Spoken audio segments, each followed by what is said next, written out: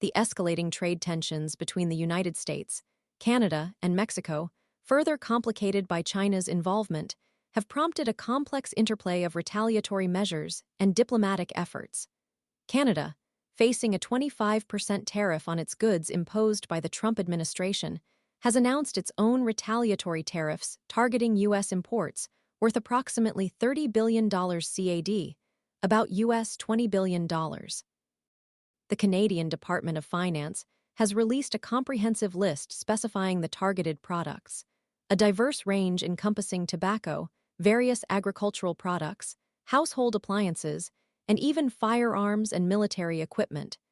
This decisive action underscores Canada's resolve in the face of perceived unfair trade practices.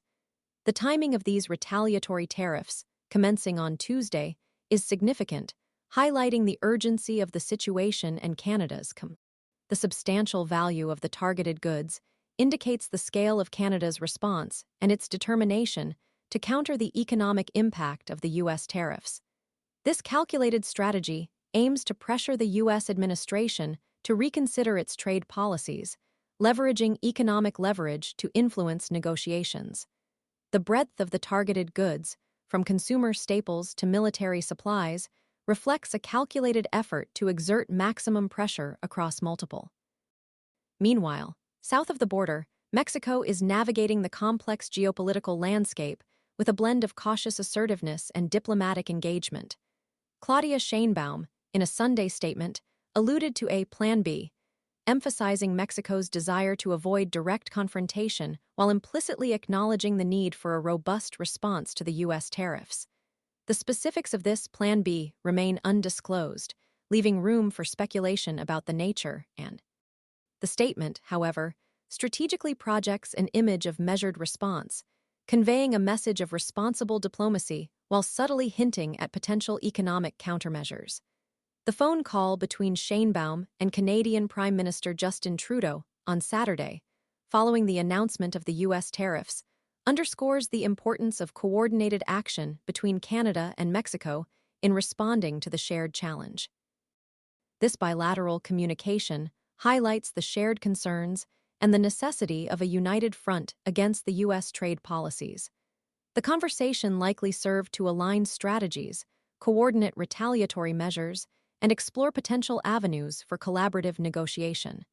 This joint approach showcases a strategic alliance in the face of a common economic threat, showcasing a unified North American front against the U.S. The imposition of tariffs, however, extends beyond a simple bilateral exchange between the U.S. and its North American neighbors. China's involvement adds another layer of complexity, with legal challenges already emerging from various stakeholders. The presence of a third major economic player further complicates the situation, potentially leading to a wider geopolitical fallout. These legal challenges will undoubtedly prolong the dispute, adding another layer of uncertainty to the trade landscape.